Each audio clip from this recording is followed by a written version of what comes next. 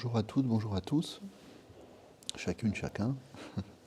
Nous commençons aujourd'hui la troisième séance ou troisième session de notre cycle d'études annuel qui est consacrée à l'exploration des grandes voies spirituelles telles qu'elles nous ont été présentées et transmises ou léguées par les différentes traditions de sagesse de l'humanité. Nous nous sommes intéressés il y a quelque temps, dans un premier temps, à ce qu'on a appelé la voie de l'action dans le monde ou de l'engagement dans le monde. Nous avons ensuite médité sur la voie de la création d'une œuvre. Nous allons méditer aujourd'hui sur la voie de la dévotion au divin. Et puis, si ce divin nous prête vie, eh bien, nous méditerons les fois suivantes sur la voie de la contemplation, puis, enfin, et d'une certaine façon, il est tout à fait normal de terminer par là, la voie de l'extinction de l'ego, puisqu'après, il n'y aura évidemment plus rien à dire.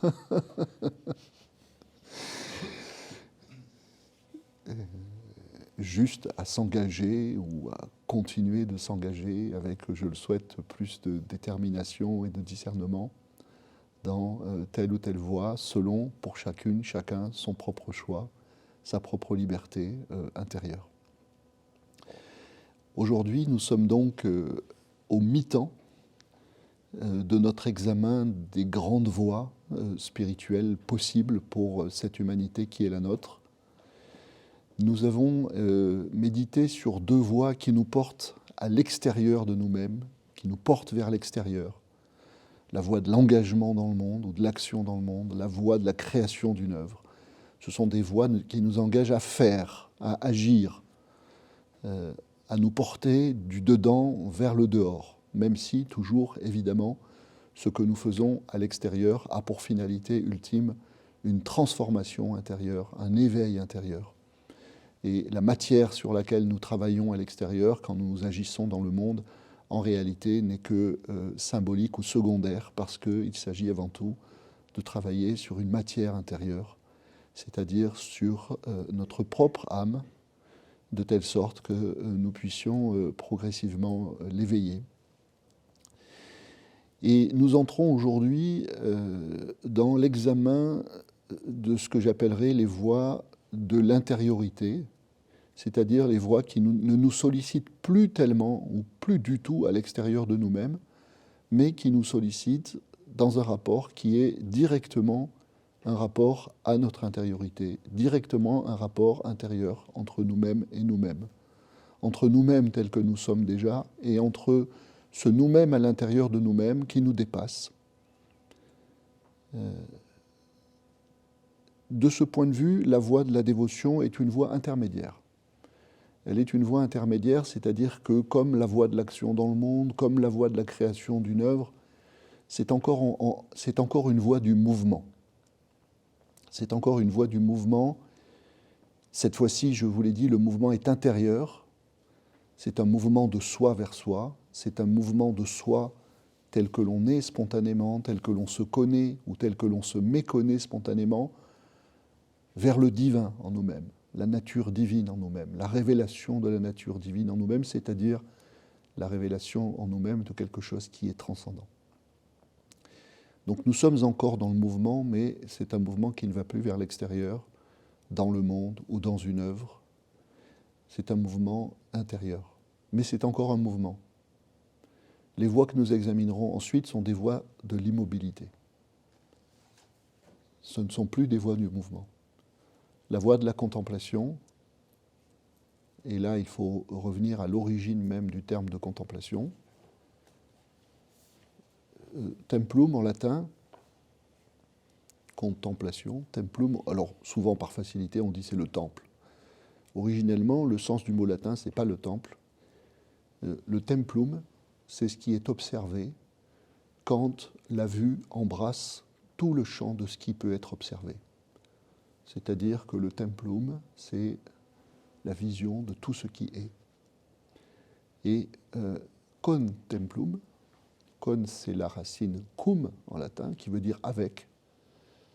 C'est être avec ce que l'on regarde, ne faire qu'un avec ce que l'on regarde. Voilà, selon l'étymologie, la signification de la contemplation. Dans la contemplation, on ne fait rien, on se contente de regarder et de constater, de témoigner que l'on ne fait qu'un avec ce que l'on regarde. C'est l'immobilité du spectacle de l'unité. Et enfin, dans l'extinction de l'ego, il ne peut pas y avoir de mouvement puisqu'il n'y a plus personne pour bouger. Il n'y a plus personne pour faire quoi que ce soit. Même plus regarder. Alors aujourd'hui, nous allons examiner cette voie de la dévotion qui est une voie intermédiaire, une voie d'un mouvement intérieur, de soi vers le divin en soi. Si j'examine dans un premier temps de manière simple le terme de dévotion, tel qu'on le trouve dans le dictionnaire, c'est toujours intéressant de partir du dictionnaire. Qu'est-ce que c'est que la dévotion? C'est le culte rendu à un Dieu. La vénération que l'on a pour un Dieu. La prière que l'on adresse à un Dieu. Donc la dévotion est synonyme aussi bien de culte que de prière, que de piété. Je pense que la notion de prière est fondamentale ici, et on dira pourquoi. Quand je dis culte rendu à un Dieu, je précise immédiatement, c'est un culte rendu au divin selon telle ou telle de ses dimensions, de ses manifestations, de ses dénominations, de ses incarnations. C'est-à-dire, c'est un culte qui est rendu à une forme en particulier du divin, telle qu'elle a été transmise précisément, cette forme, par telle ou telle de nos traditions.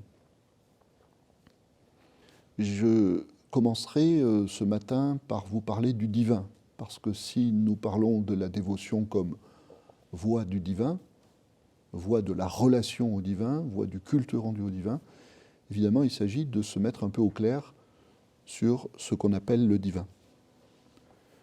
Généralement, la dévotion est rendue au divin sous sa forme la plus anthropomorphe. C'est-à-dire que le culte qui est rendu au divin, c'est le culte qui est rendu à la transcendance, à la réalité transcendante, en tant qu'elle ressemble à l'homme ou en tant que l'homme lui ressemble. Ce qui est une façon, pour la voie de la dévotion, de nous enseigner déjà quelque chose de très important, qui est précisément que, dans son être essentiel, l'homme est divin. C'est ce qui justifie l'anthropomorphisme de la voie de la dévotion. Si nous prions un Dieu dans la dévotion, qui est un Dieu personnel, tout à l'heure je vous lirai le Notre Père, si nous reconnaissons Dieu comme le Père, si nous prions dans toutes les prières de la terre le divin comme étant un Seigneur, le Seigneur de l'univers, le Rabbil Alamin, comme le dit l'islam, le Seigneur des univers. Si nous prions le divin comme étant un être parfait, doté d'une sagesse infaillible, doté d'une toute-puissance miséricordieuse, doté d'une puissance créatrice infinie, doté d'une capacité de gouverner le monde, l'univers, les univers qu'il a créés de la façon la plus juste qui soit, eh bien, tout cela, en réalité, évoque la figure d'un homme parfait, d'un être humain parfait. C'est-à-dire que le génie propre de la voie de la dévotion est de nous faire comprendre que dans notre personne humaine, mortelle, faillible, ignorante, faible, eh bien, il y a quelque chose d'autre qui est de l'ordre d'une perfection, de puissance créatrice, d'omniscience et de sagesse et de toute puissance.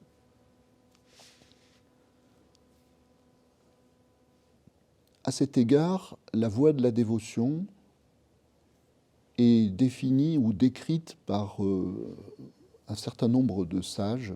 Je vous citerai tout à l'heure Sri Aurobindo, je vous citerai Vivekananda, je dirai qui sont Sri Aurobindo et Vivekananda.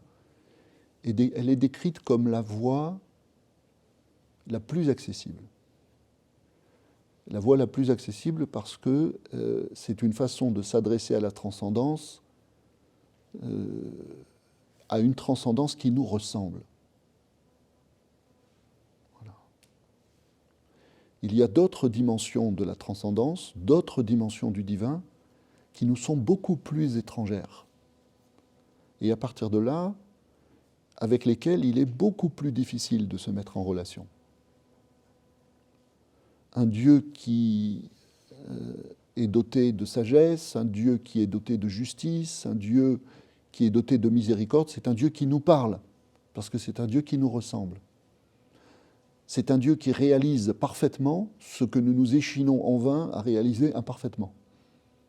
C'est un Dieu modèle, c'est un Dieu exemple.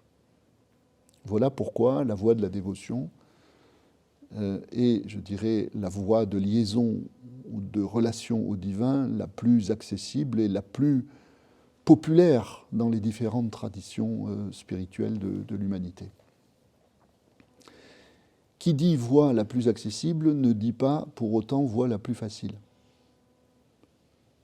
C'est une voie qui est tout aussi à la fois exigeante et complexe que les autres voies de relation au divin. Je vais parler de ces autres voies de relation au divin, c'est-à-dire de ces autres voies qui nous permettent d'entrer en relation avec d'autres dimensions du divin que les dimensions du divin qui sont privilégiées dans la voie de la dévotion.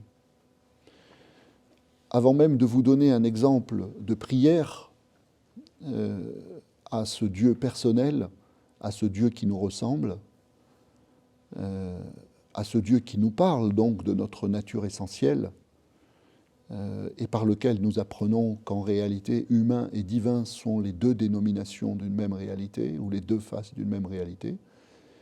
Je voudrais préciser une chose qui va de soi dans les univers traditionnels, qui va de soi dans aujourd'hui les régions du monde où la voie de la dévotion est vivante, c'est que pour les traditions spirituelles, Dieu existe. Dieu existe sous cette forme personnelle. Il n'existe pas que sous cette forme personnelle, mais il existe sous cette forme personnelle. C'est-à-dire que ce qui peut nous sembler étrange pour nous qui sommes les fils d'une modernité qui a dit que Dieu était mort, comme si Dieu pouvait mourir, Dieu n'est pas, d'un point de vue traditionnel, un concept, une théorie, ou une idée théorique, ou une abstraction, ou une invention de l'esprit humain. Il n'est ni un opium du peuple, comme le disait Marx, ni une illusion vitale, comme le disait Freud. Tout cela est étranger à l'esprit traditionnel. Tout cela, pour l'esprit traditionnel, ne relève qu'une ignorance de cette dimension du divin, ou de cette dimension de la transcendance, qui s'exprime dans, justement, cette réalité vivante d'un Dieu personnel, d'un Dieu qui est une personne à laquelle, en tant que personne humaine, nous nous adressons. Alors, je vous donne un exemple d'emblée, parce qu'il m'a semblé nécessaire que si nous voulons parler de la voie de la dévotion, c'est-à-dire de la voie de la prière, c'est-à-dire de la voie qui tutoie Dieu, eh bien, nous partions d'un exemple fondamental, d'un exemple archétype de cette prière et de cette expression de la voie de la dévotion. Alors j'ai choisi le Notre Père. J'ai choisi le Notre Père chrétien, dont la trace scripturaire originelle se trouve dans Matthieu, Matthieu 6, 9, 13. Et je voudrais insister d'emblée, pour votre recherche, hein, je ne vais pas développer, mais je pense qu'il est intéressant de s'y intéresser. Je vais insister d'emblée sur le fait que ce Notre Père chrétien a, du côté de la Bible hébraïque, des racines juives extrêmement nettes et extrêmement puissantes. Le Notre Père vient reprendre une adresse personnelle à un Dieu personnel, un tutoiement de Dieu que l'on trouve dans la Bible hébraïque. Je vous citerai notamment un passage des psaumes de David. Et lorsque l'islam va venir ensuite, dès sa première sourate, la Fatiha, celle qui ouvre en arabe, eh bien en réalité on assiste à une poursuite tout à fait nette, elle aussi, de ce qui est dit dans le Notre Père. Comme si, à travers tout le monothéisme, se prolongeait et se transmettait cette voie de la dévotion, c'est-à-dire cette possibilité offerte à l'être humain de se mettre en relation personnelle avec un Dieu personnel. Matthieu, et l'évangile de Matthieu nous dit la chose suivante. Voici donc comment vous devez prier. Notre Père qui es aux cieux, que ton nom soit sanctifié, que ton règne vienne, que ta volonté soit faite sur la terre comme au ciel.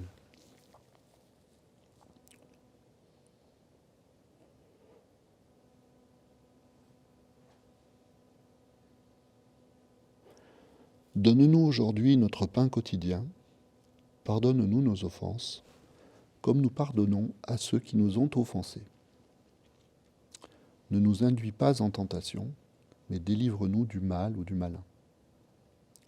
Car c'est à toi qu'appartiennent dans tous les siècles le règne, la puissance et la gloire.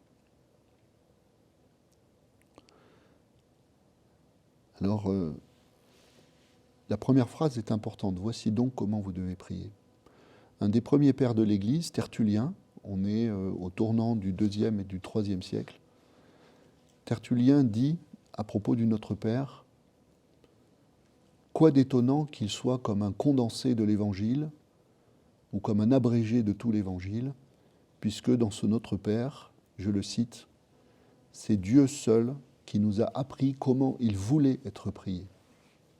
Et là, pour comprendre la voie de la dévotion, il y a quelque chose qui est essentiel, c'est que cette prière personnelle au Dieu personnel, c'est une prière qui vient de l'homme vers Dieu, mais c'est une prière qui vient d'abord de Dieu vers l'homme. C'est-à-dire que selon l'enseignement traditionnel, c'est Dieu lui-même qui enseigne à prier, et nous prions Dieu par la parole de Dieu. Et c'est ce qui donne à cette prière la capacité de nous transporter jusqu'au divin.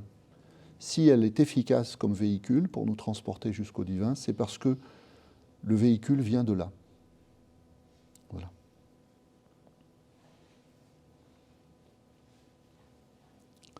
Tertullien dit de ce Notre Père qu'il est l'abrégé de tout l'Évangile. Et il dit dans ces quelques mots,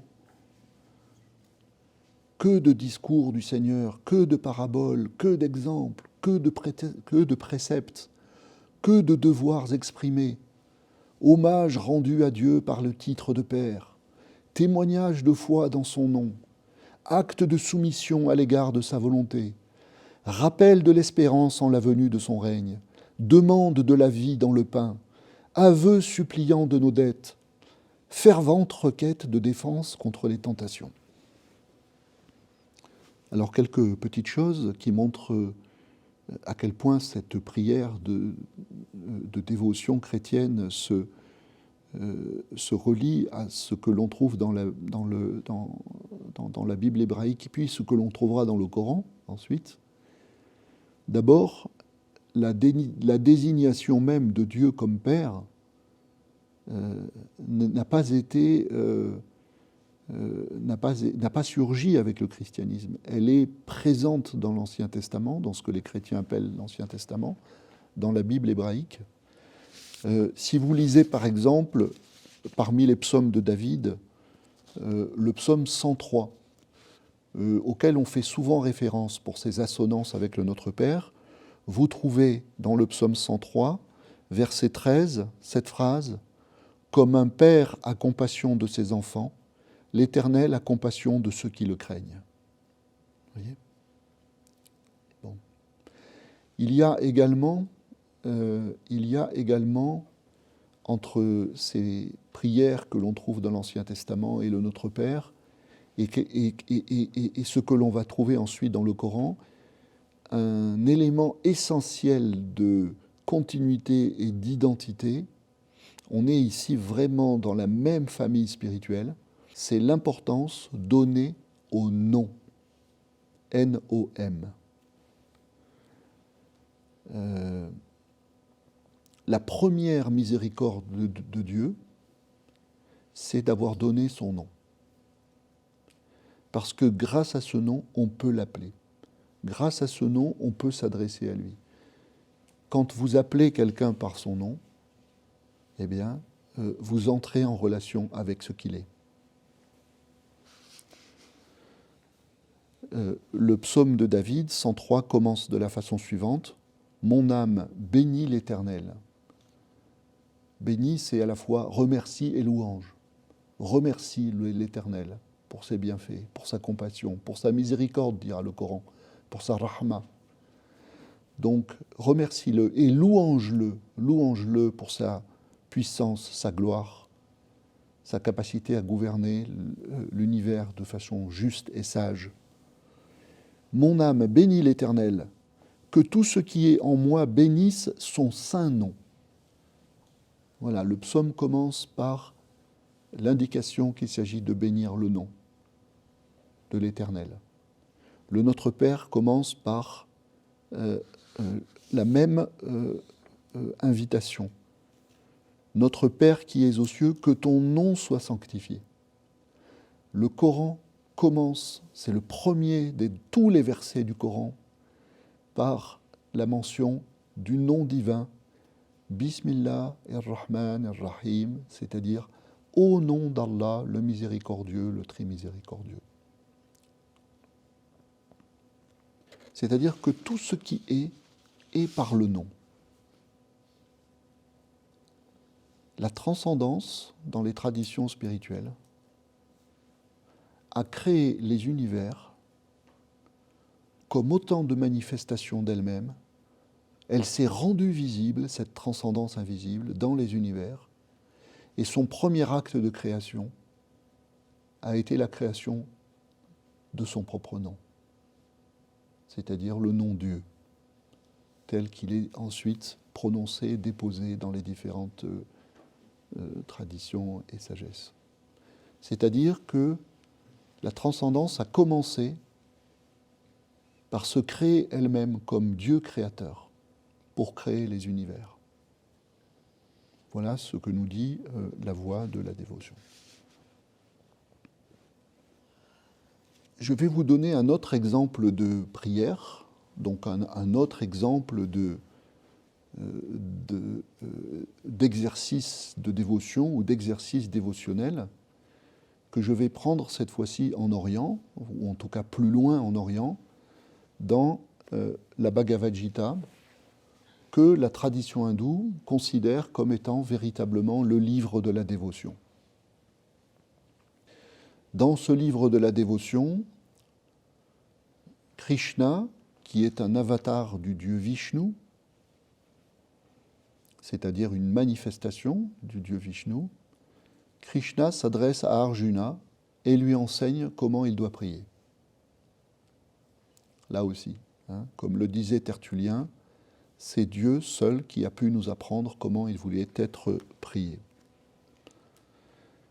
Et voilà les mots que Krishna inspire à Arjuna, les mots sacrés qui vont transporter l'âme d'Arjuna vers le sacré qui est en elle-même.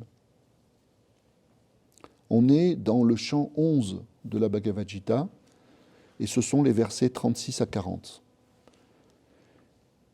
Arjuna s'adresse à Krishna. Il est juste, ô Dieu aux cheveux de flamme, qu'à entendre tes louanges, le monde exulte d'amour, que s'enfuient les démons effrayés, que se rassemblent les génies pour te célébrer. Comment, ô grande âme, ne t'adorerait-il pas? Tu es le géniteur primordial avant Brahma même. Tu es le maître infini des dieux.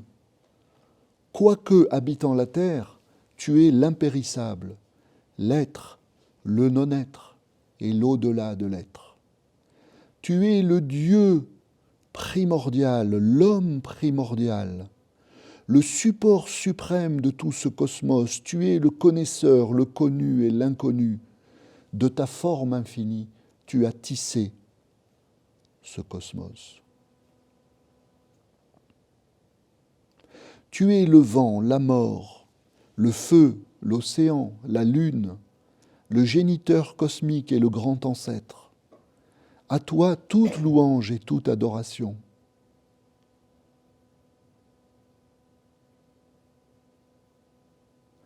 La Fatiha dit dans le Coran, Alhamdulillah ya Rabbil Alamin. Louange à Allah, le maître des univers. À toi toute louange et toute adoration, et qu'à toi encore et à jamais toute louange soit. Que de devant toi, de derrière toi et de partout montent tes louanges. Ta vaillance est sans rival et ta force sans mesure. Tu es en tout, tu es tout. Je vous ai lu ce passage parce que ce passage nous montre, je dirais, le caractère extrêmement vaste de la voie de la dévotion. Il y a une voie de la dévotion au sens strict et il y a une voie de la dévotion au sens large. Pourquoi ?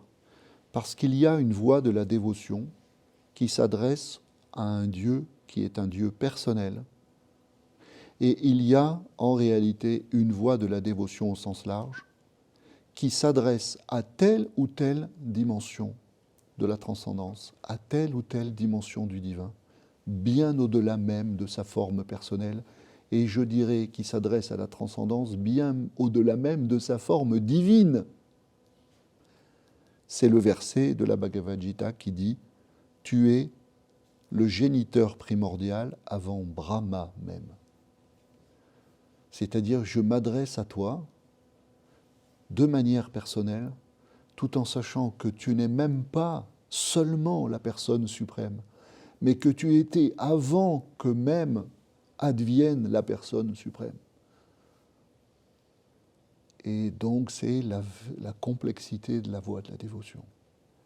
Vous vous adressez à un Dieu qui a une forme, qui est une personne, qui nous ressemble, qui est le plus humain dans l'humain. Et vous vous adressez en même temps à une réalité qui est, comme il le dit, non pas seulement l'être, mais le non-être.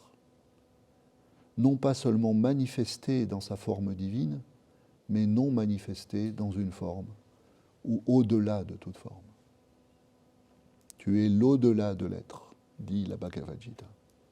C'est-à-dire l'au-delà même de ce que tu nous as appris à désigner comme le divin, l'au-delà même de la façon dont tu nous as aidés à te reconnaître en prenant une forme que nous pouvons comprendre parce que cette forme nous ressemble. Voyez ? Cela indique le caractère extrêmement vaste de la voie de la dévotion. Dans la voie de la dévotion au sens strict, je m'adresse, moi l'être humain, à un Dieu personnel qui me ressemble, qui est la personne parfaite, modèle de ma personne imparfaite.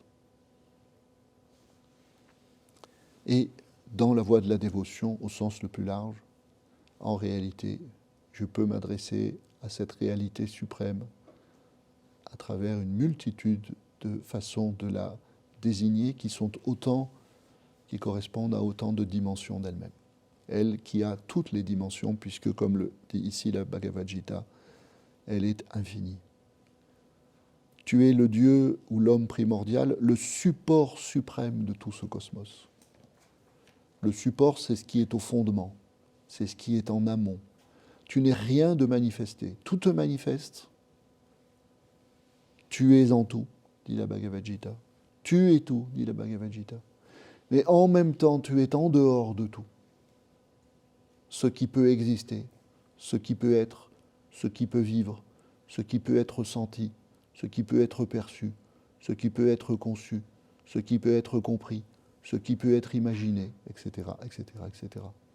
J'aurais beau aiguiser mes facultés humaines jusqu'à l'extrême de leur acuité, jamais je ne percevrai cette dimension du divin qui est trop transcendante pour être perçue, parce qu'elle est introuvable ici dans ce cosmos, étant au fondement de ce cosmos, c'est-à-dire en amont de la source hors de laquelle elle fait jaillir ce cosmos. C'est la dimension dans la théologie des noms divins en islam, du nom divin As-Samad, qui veut dire à la fois l'impénétrable, le pur mystère. Al-Ghaib, disent les musulmans, dit le Coran, Al-Ghaib.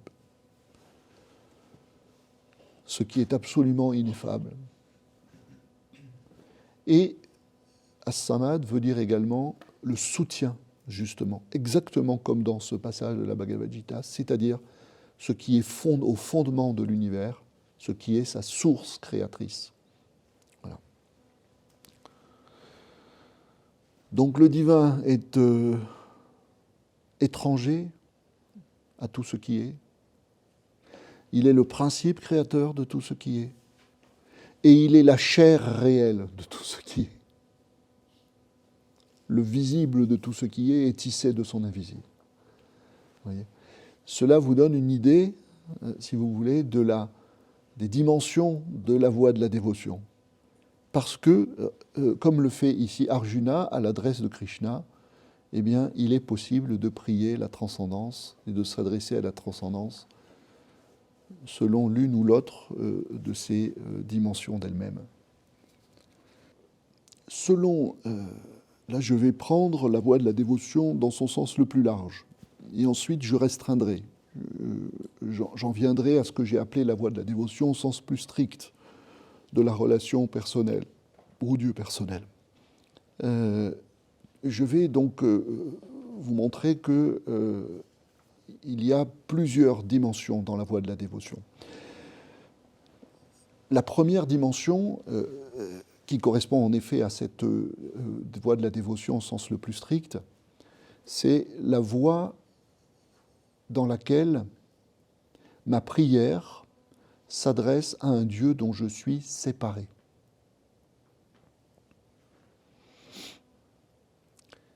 À cet égard, la voie de la dévotion, c'est une voie de la dualité. Je me place en face d'un Dieu ou d'une transcendance qui est tellement incommensurable et à mon existence, vis-à-vis de laquelle je suis tellement insignifiant que je m'adresse à cette transcendance comme à quelque chose qui me dépasse radicalement et dont j'ai un besoin absolu parce que je vois à quel point je ne suis rien en face d'elle.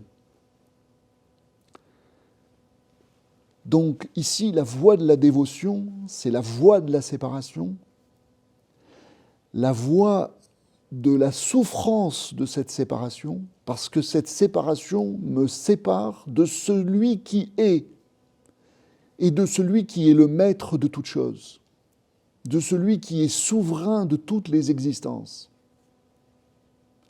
Et donc c'est la voie par laquelle j'approfondis mon sentiment du besoin que j'ai de lui, du besoin absolu que j'ai de lui.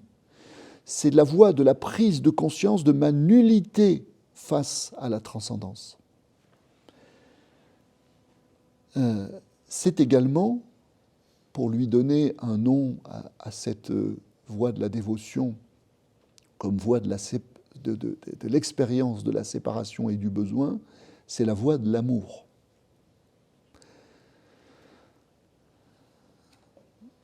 Parce que la voie de l'amour, c'est la voie dans laquelle j'apprends à aimer celui dont je dépends totalement. Et vous voyez à quel point ici la voie de la dévotion est la voie qui nous prend ou qui nous saisit au plus près de notre humanité. Qu'y a-t-il dans la totalité de l'expérience humaine de plus fort que l'expérience de l'amour, dans sa capacité à nous montrer à quel point et à nous faire vivre à quel point nous dépendons totalement de quelqu'un d'autre. Lorsque vous êtes saisi par la passion amoureuse, vous ne pensez plus qu'à ça. Plus rien d'autre n'a d'importance. Votre joie, votre bonheur, votre paix dépend totalement de la compagnie de l'être que vous aimez. Plus rien n'a de valeur comparé à ce que vous éprouvez dans la relation amoureuse. Et cette relation amoureuse vous installe dans cette situation intérieure de besoin absolu. Eh bien, voilà à quoi la voie de la dévotion invite, et c'est en ce sens-là qu'elle est la plus accessible, qu'elle nous saisit et elle nous permet de commencer la voie et de vivre la voie au plus près de notre humanité, parce que, en réalité, elle nous permet de vivre la relation au divin selon l'expérience à la fois la plus commune et la plus forte que nous pouvons faire dans notre existence humaine, qui est l'expérience de l'amour.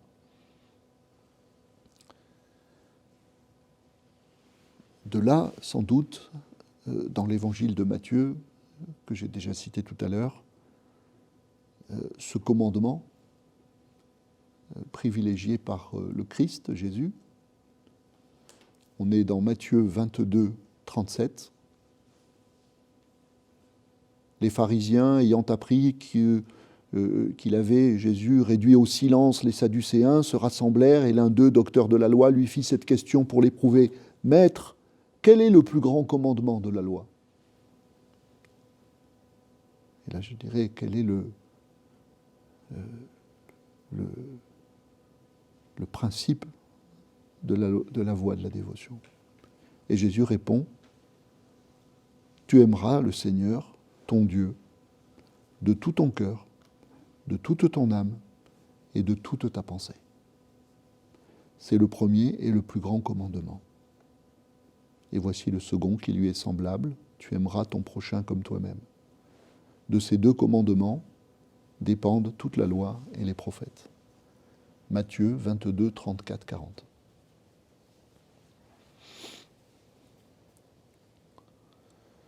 La voie de la dévotion, comme voie de l'amour, c'est la voie de l'approfondissement du besoin de Dieu, du sentiment d'un besoin de Dieu, l'approfondissement d'un manque. C'est la raison pour laquelle, dans les prières de dévotion des différentes traditions spirituelles de l'humanité, la figure du divin est chargée à ce point. Elle est chargée à ce point, c'est-à-dire que toutes ces prières des différentes traditions, celles que j'ai citées par exemple, eh bien, nous enseignent à quel point ce Dieu est tout, et à quel point, en comparaison de ce tout, nous ne sommes rien, et à quel point, sans ce tout, nous ne sommes rien. Et donc, à quel point nous dépendons de ce tout. Le but de la prière ici n'est pas la croyance, c'est la prise de conscience. la prise de conscience de notre dépendance radicale et à partir de là, de notre manque et de notre besoin. On le dit, la philosophie le dit, l'être humain est un être de manque. Il est toujours insatisfait. Il court perpétuellement en avant d'un objet de désir à un autre objet de désir. Bon. Pourquoi l'homme manque-t-il indéfiniment? Si l'homme manque indéfiniment, c'est parce que ce qui lui manque vraiment, c'est l'infini. Ce n'est pas une faiblesse de manquer indéfiniment. C'est la marque en nous du divin. Parce que le divin est cet infini. On se moque volontiers de l'être humain d'un point de vue cynique, voire d'un point de vue nihiliste, au motif qu'il n'est jamais content, qu'il n'est jamais satisfait, ce qui serait la marque de sa folie, de son incomplétude, de sa finitude. Il y a une interprétation plus fondamentale de cela. C'est par là que nous ressemblons à l'infini. C'est par là aussi que nous allons vers l'infini, selon la voie de la dévotion. Apprendre à manquer infiniment de Dieu. Et pourquoi manquer infiniment de Dieu? Parce qu'il est tout et parce que nous ne sommes rien. Donc nous sommes toujours en manque vis-à-vis de lui. Eh bien, c'est vivre déjà dans la dimension de l'infinité. C'est-à-dire que le manque lui-même, le manque en nous-mêmes, c'est une expérience tout à fait paradoxale. Le manque, c'est l'expérience de n'être rien. Et dans la voie de la dévotion, c'est de n'être rien sans lui, sans cet infini qui nous dépasse et qui nous déborde.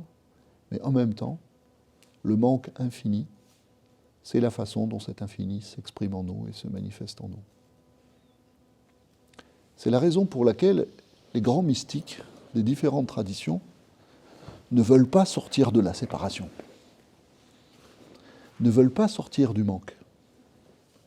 Ils disent à Dieu, surtout, ne viens pas me trouver, ne me comble pas, ne me remplis pas, ne me fais surtout pas le mauvais coup de me donner ta plénitude.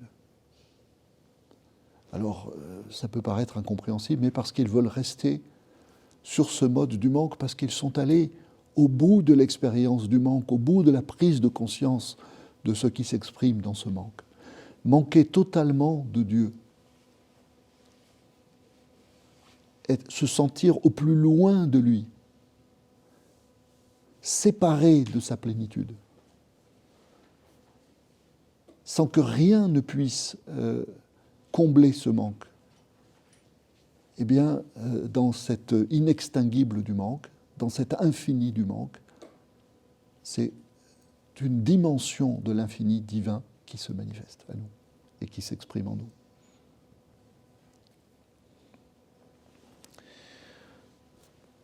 Il y a une deuxième voie, une deuxième dimension de la voie de la dévotion. Là, j'élargis au-delà de son sens le plus strict, qui est une autre façon de se relier au divin, c'est-à-dire une autre façon de se relier à une autre dimension du divin. Du divin, l'être humain ne se voit pas seulement séparé, ou ne se voit pas seulement manqué, ou ne se voit pas seulement privé. Il y a des prières qui sont des prières dans lesquelles, ou qui sont offertes à l'être humain, et qui lui permettent de se voir, à l'inverse, déjà uni au divin, qui lui permettent de se rendre compte qu'il ne fait qu'un avec le divin, que ce divin qu'il se figurait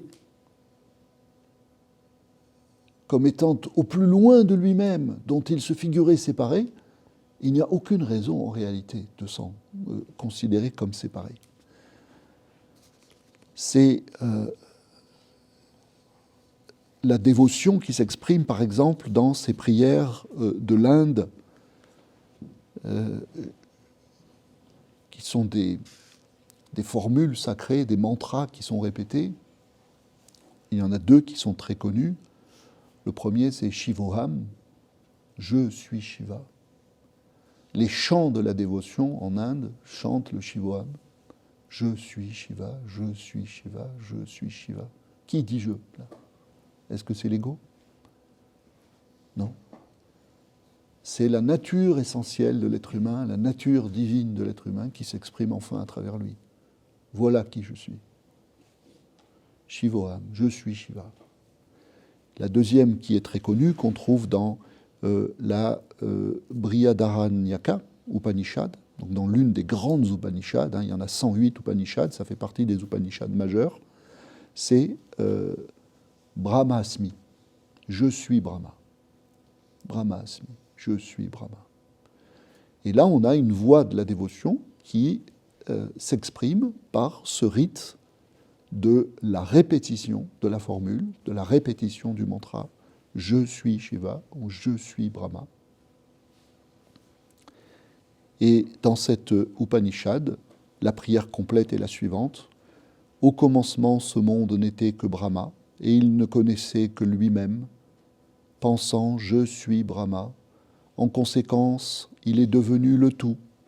Et si un homme sait « Je suis Brahma » de cette manière, alors il devient lui-même le monde entier. Même les dieux ne sont pas en mesure de l'en empêcher, car il devient son propre soi suprême. Atman. Voilà. Donc là, vous avez une deuxième dimension de la voie de la dévotion. Et puis vous avez une troisième dimension de la voie de la dévotion, dans laquelle, cette fois-ci, la relation au divin devient la relation à quelque chose qui est trop transcendant pour être invoqué de quelque manière que ce soit. C'est la voie du silence. C'est la voie du vide.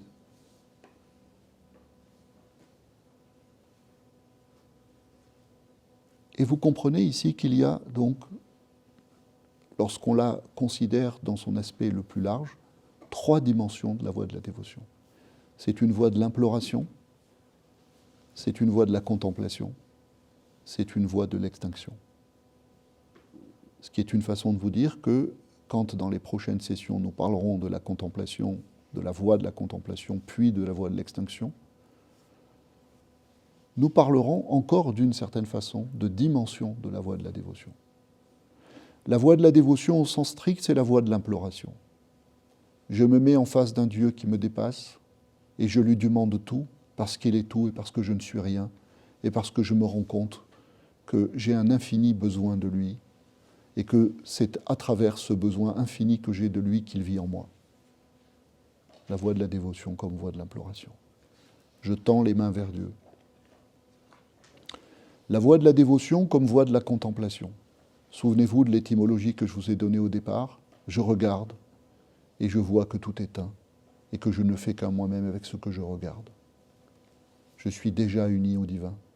Cette fois-ci, ma relation au divin n'est plus la relation à cette distance d'un divin de majesté qui me surplombe. C'est la relation à un divin qui m'habite et qui habite toute chose. C'est la dévotion à un Dieu qui est en toute chose. Souvenez-vous par exemple de Swami Ramdas.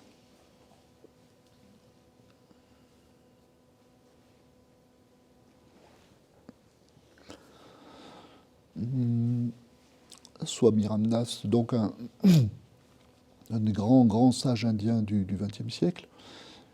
Ramdas, son nom, ça veut dire serviteur de Ram, du dieu Rama, qui est lui aussi, comme Krishna, un avatar de Vishnu. Eh bien, Ramdas était un dévot de Ram. Il avait voué sa vie à Ram et il disait, c'est très très simple, je vois Ram en toute chose. Voilà, donc voie de la dévotion comme voie de la contemplation perpétuelle de la présence divine. Et voie de la dévotion, enfin, comme voie de l'extinction.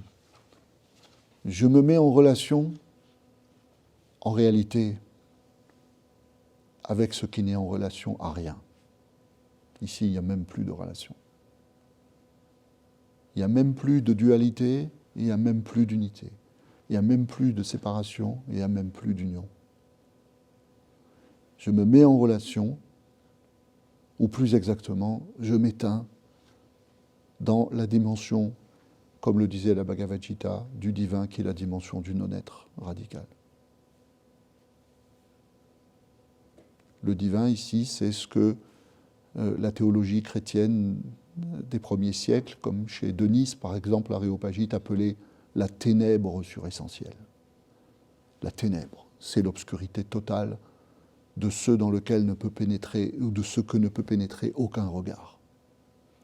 Voyez ? Et suressentiel, c'est-à-dire qui est au-delà même de l'être, au-delà même de ce qui est l'essence de la réalité. Même le nom de réalité ne convient plus. Voyez ? Dans la tradition de l'islam, il y a 3 formules qui expriment ces 3 formes de vénération, de relation au divin, de dévotion. Je vous les cite et après je les expliquerai. La ilaha illa ana. La ilaha illa huwa. La ilaha illallah. La ilaha illa ana, c'est le divin qui dit, je traduis littéralement, il n'y a de réalité que moi. C'est le divin dans sa dimension, comme le disent les philosophes, de l'un tout. Il est un, il est tout. Il est seul. Les différentes théologies et métaphysiques parlent de la solitude de Dieu. Voyez ? Parce qu'il n'a pas d'altérité. Il est l'un sans second, disent les Upanishads. Il est l'un sans second. La ilaha illa ana, il n'y a de réalité que moi. C'est le divin qui nous invite à contempler sa réalité unique. Tout est la substance de sa réalité. Deuxième formule, la ilaha illa huwa. C'est l'inverse exact. Il n'y a de réalité que lui, huwa. Lui, c'est-à-dire celui qui est parti, celui qui s'est absenté, l'absent, l'introuvable. Donc là, je me relie à l'introuvable, à l'inconnaissable, à l'ineffable, à ce qui est au-delà de tout qualificatif, qu'aucune de mes facultés humaines ne peut atteindre, qui est, comme le dit un verset du Coran dans la sourate de la lumière, c'est une invocation de ce divin introuvable, Subhanallah ya amma yushrikun, c'est-à-dire gloire à Allah, Dieu, qui est au-delà de tout ce qu'ils peuvent lui associer. Au-delà de tout ce qu'ils peuvent lui associer. Dieu, qu'est-ce que c'est ? C'est un être ? Non. C'est un vivant ? Non. C'est une réalité ? Non. C'est l'absolu ? Non. C'est l'infini ? Non. Il est là ? Non. Il n'est pas là ? Non. Vous voyez ?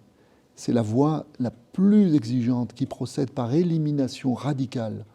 On peut faire l'expérience, on ne peut même pas en faire l'expérience. On est au-delà de tout état de conscience, même la conscience la plus fine, même la conscience des éveillés. De là, dans ces récits traditionnels, vous savez, ces cercles de sages qui sont décrits comme étant des êtres très avancés, qui sont très au-dessus du niveau de conscience de l'humanité ordinaire. On les voit dans des nuées, vous voyez, autour d'un trône, etc. Et puis tout d'un coup, le texte vous dit, qu'est-ce qu'ils sont loin ? Qu'est-ce qu'ils sont loin ? Les nuages dans lesquels ils sont, quelle différence avec la boue dans laquelle on se traîne ? Aucune en réalité, du point de vue justement de cette transcendance radicale. Voilà. Donc c'est cette seconde formule coranique, vous voyez, simple. La première, la ilaha illallah, la transcendance qui dit il n'y a de réalité que moi. Ana, la ilaha illa ana. La deuxième qui dit la ilaha illa huwa, il n'y a de réalité que lui, qui s'en est allé. Et la troisième, la ilaha illa Allah.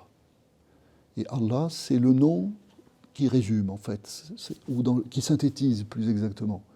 C'est-à-dire que c'est à la fois le divin de majesté qui nous surplombe et dont on est séparé et qu'on aime comme on aime ce dont on dépend absolument. Voyez, c'est en même temps cet être qui est tout seul, parce qu'il n'y a rien en dehors de lui. Voyez, et c'est en même temps cet être qui est introuvable, parce qu'il n'est même pas un être. Voyez, voilà.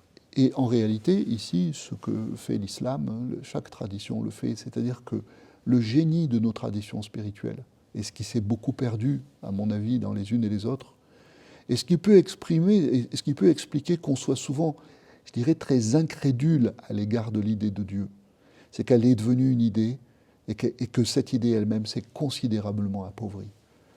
Voyez, on a tellement appauvri l'idée de Dieu qu'elle a désespéré les intelligences. Voyez, les intelligences se sont dit, oh ben, il y a probablement rien là-dedans de bien profond. Voyez, je pense que si Dieu est mort, quand Nietzsche dit Dieu est mort, je dirais qu'il est surtout mort de la médiocrité avec laquelle on a fini par le considérer.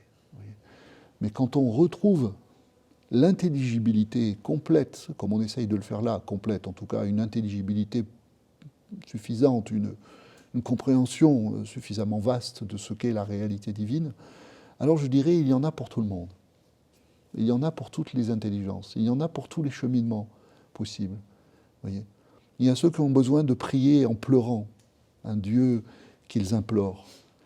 Il y a ceux qui ont besoin, parce que c'est quelque chose qui leur est plus immédiatement accessible, d'être dans cette contemplation et dans ce sentiment de l'unité, voyez, de l'immersion dans un Dieu un, dans une réalité une.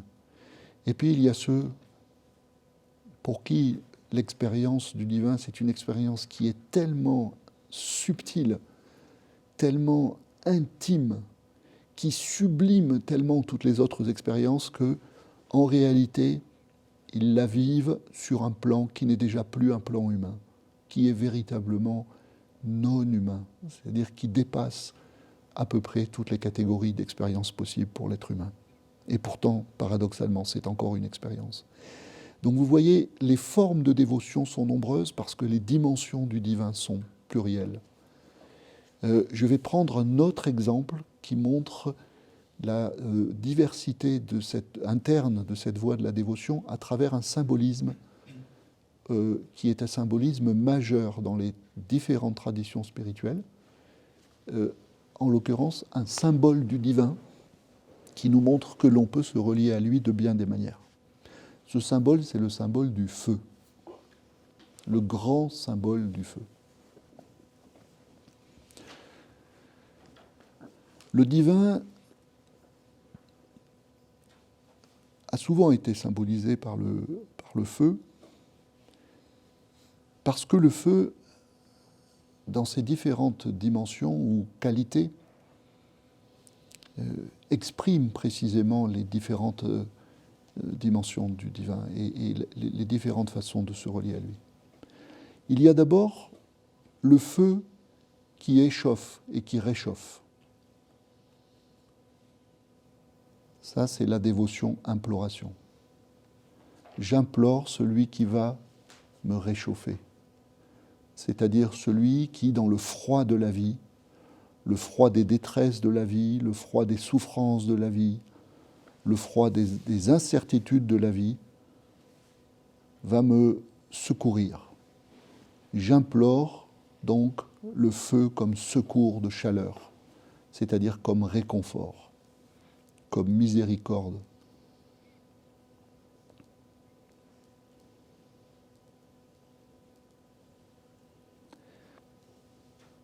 Et le feu qui réchauffe, je disais, c'est le feu qui échauffe aussi. Le feu symbolise l'excitation. Et cette excitation, c'est précisément l'excitation du désir, l'excitation de l'amour.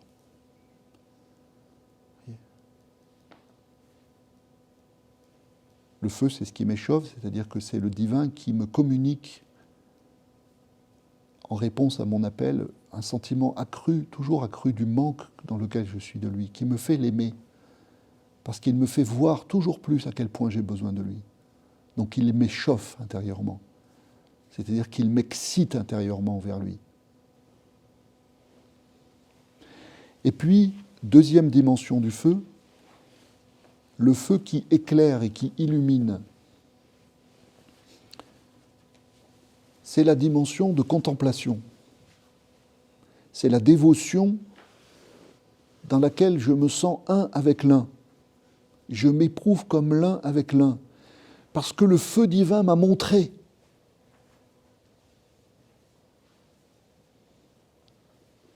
S'est montré à moi tel qu'il est. Et se montrant à moi tel qu'il est, il s'est montré à moi en toutes choses. Le feu dissipe l'obscurité. Et là où je voyais le monde comme illusion, je vois le monde comme apparition. Je vois le monde entier, grâce à ce feu qui éclaire et qui illumine, comme apparition de sa réalité. Grâce à sa lumière, je le vois. C'est le feu qui éclaire et qui illumine. Et puis, troisième dimension du feu. Le feu, c'est ce qui brûle tout. C'est ce qui consume tout. Ma prière peut être une prière de consommation intérieure. Pas seulement une prière d'imploration et une prière de contemplation, mais une prière d'extinction de mon ego.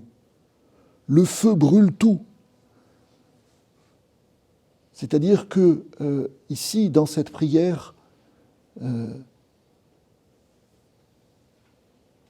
tout au bout de l'imploration, tout au bout du manque, tout au bout de l'amour, je m'éteins en lui. Parce que décidément, je ne peux plus vivre une seule seconde sans lui. Ma vie en dehors de lui est devenue insupportable. Et ça, c'est ce dont témoignent tous les mystiques. Demain, je vous lirai des poèmes de poètes mystiques. Vous voyez, ils témoignent tous de cela, c'est-à-dire de l'insupportable de la séparation qui les fait s'éteindre dans l'objet de leur amour, dans le divin. C'est le feu qui consume. Le feu consume en réalité quoi ? Il consume la distance illusoire de la séparation.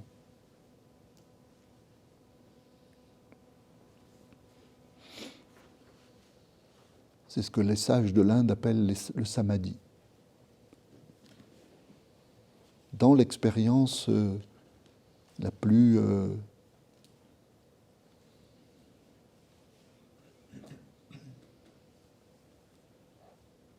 incandescente du divin, la plus brûlante, celle qui vous consume complètement, vous entrez en samadhi.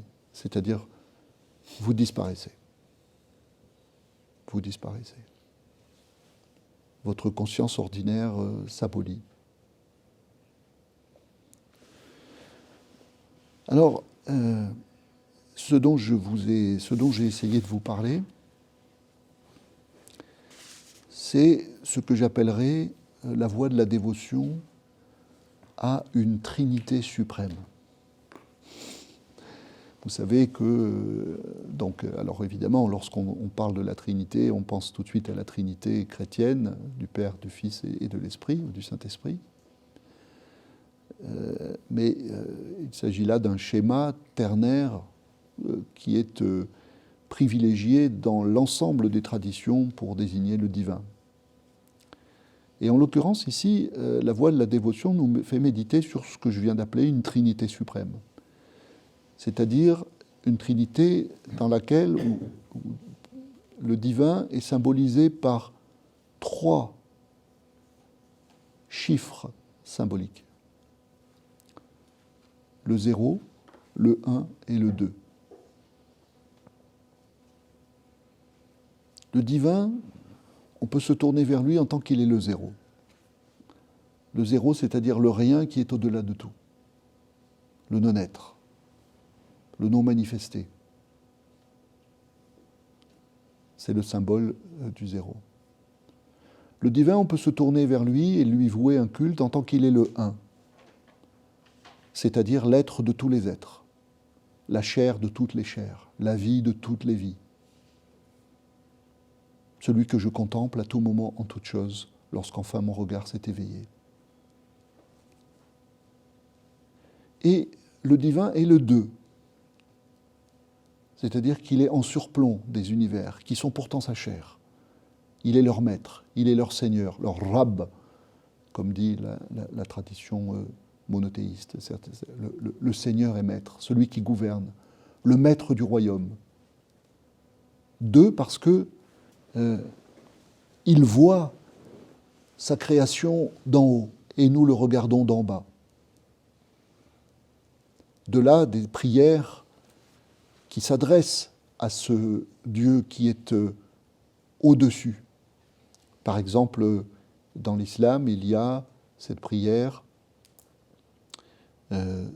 qui est dans la sourate 3, si ma mémoire est bonne.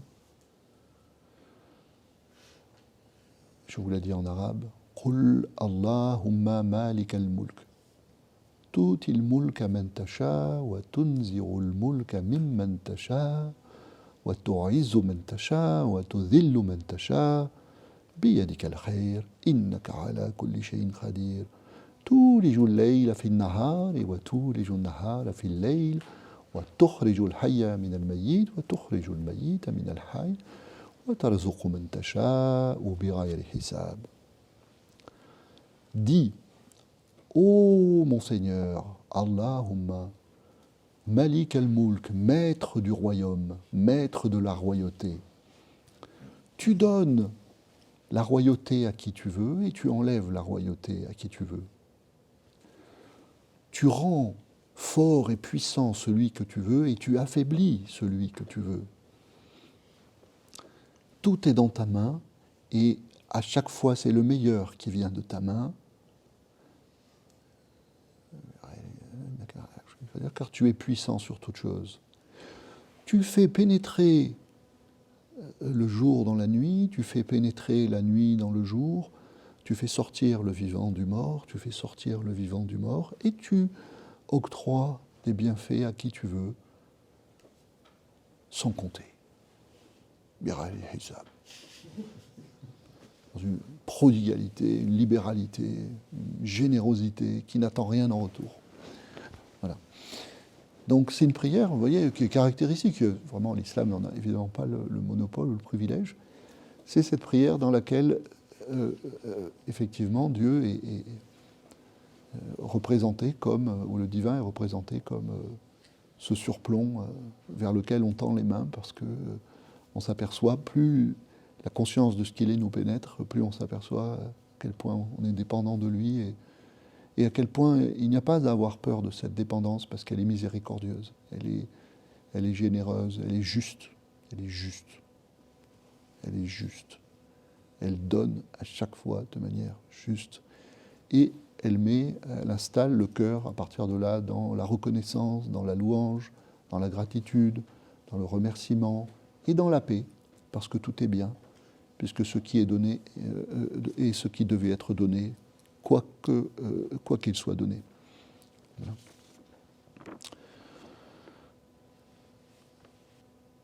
Voilà, donc ce matin j'ai voulu vous présenter la voie de la dévotion dans toutes ses dimensions, parce que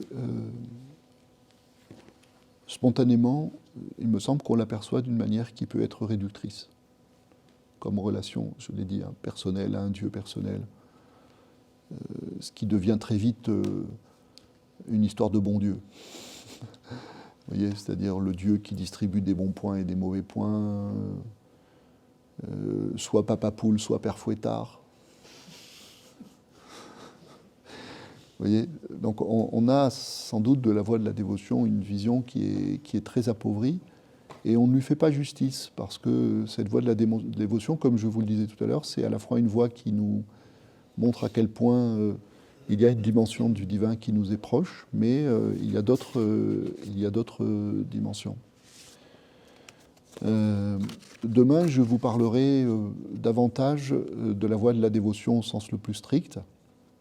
Et je voudrais simplement, pour préparer ce qu'on va dire, vous citer, comme je vous le disais tout à l'heure, un disciple de Ramakrishna, le plus grand sage probablement de l'Inde au XIXe siècle. Donc un des disciples connus de Ramakrishna était Vivekananda, qui est mort au début du XXe siècle. Et Vivekananda nous parle de la voie de dévotion au divin comme la relation personnelle à un Dieu personnel, donc très anthropomorphe, un Dieu qui nous ressemble vraiment, et à partir de là, comme une voix qui vient nous chercher dans notre humanité la plus élémentaire, une voix qui ne nous demande pas spontanément de faire l'effort herculéen de nous éteindre en Dieu, ou l'effort herculéen de considérer que tout est Dieu, parce que d'une certaine façon, ces dévotions-là sont à peu près hors de portée, ou en tout cas très difficiles. Voyez. Est-ce qu'on peut spontanément considérer que tout est un, que Dieu est déjà là? Est-ce qu'on peut spontanément s'éteindre ou disparaître dans une dimension de la transcendance qui est purement non manifestée, qui est complètement étrangère à notre univers et à ce que nous sommes? Et les sages comme Vivekananda ou comme Aurobindo, on le verra demain, insistent beaucoup sur le fait qu'il est très important qu'il y ait à disposition une voie de la dévotion au sens strict, c'est-à-dire une voie de la dévotion qui nous parle de notre désir, qui nous amène à sublimer notre désir, qui nous parle d'amour, qui nous amène à sublimer notre amour, qui nous parle de notre sentiment de manque, qui nous amène à sublimer notre sentiment de manque. Vous voyez, c'est vraiment la voie qui vient prendre l'être humain au plus bas, vous voyez, qui vient, à partir de ce qu'il est, le transfigurer. Et en ce sens-là, Vivekananda disait la chose suivante. Il dit, dans la Bhakti Yoga, c'est-à-dire la voie de dévotion selon son nom dans la tradition hindoue, en Bhakti Yoga, le secret essentiel est de savoir que les passions, les émotions, les sentiments divers qui sont dans le cœur humain ne sont pas blâmables en eux-mêmes. Le message de la Bhakti Yoga et de la voie de la dévotion, c'est ne te débarrasse pas de tout ça. Ne pense pas que cela est simplement humain, trop humain, tout ce qui t'agite intérieurement. N'essaye pas nécessairement, si ça n'est pas ta voie, de faire un bond miraculeux hors de ce que tu éprouves. Mais médite sur ce que tu éprouves, oriente ce que tu éprouves. Demande-toi de quoi tu manques. Demande-toi pourquoi tu es toujours aussi insatisfait. Demande-toi pourquoi autant de passions t'agitent et ne te laissent pas tranquille. Si tu t'agites, si tu n'es pas tranquille, c'est que tu es en manque infini de l'infini. Et c'est déjà pour l'infini la meilleure façon de venir te trouver dans ce que tu es. Donc reconnais simplement la véritable raison de ce qui t'agite. Prends conscience qu'en réalité, il n'y a que le divin dans tout cela qui se manifeste et que de le divin dans tout cela qui te sollicite. Et il continue, donc Vivekananda, et je terminerai là-dessus. Donc, le secret essentiel est de savoir que les passions, les émotions, les sentiments qui sont dans le corps humain ne sont pas blâmables en eux-mêmes. Il faut seulement les maîtriser soigneusement et leur donner progressivement une direction de plus en plus haute jusqu'à ce qu'ils atteignent le plus haut degré d'excellence, la plus haute direction qui est celle qui nous conduit à Dieu. Voilà. Donc d'une certaine façon, parmi les voies de l'immobilité, je dirais, qui ne nous conduisent pas à aller agir dans le monde, mais qui sont un rendez-vous purement intérieur avec notre intériorité, eh bien, la voie de la dévotion, au sens strict, c'est la voie qui nous fait la charité. La charité. De nous dire ce que tu es déjà peut te conduire vers Dieu. Voilà. Peut te conduire à une relation à la transcendance qui va te conduire dans, je dirais, l'expérience de cette transcendance le plus loin possible. Voilà.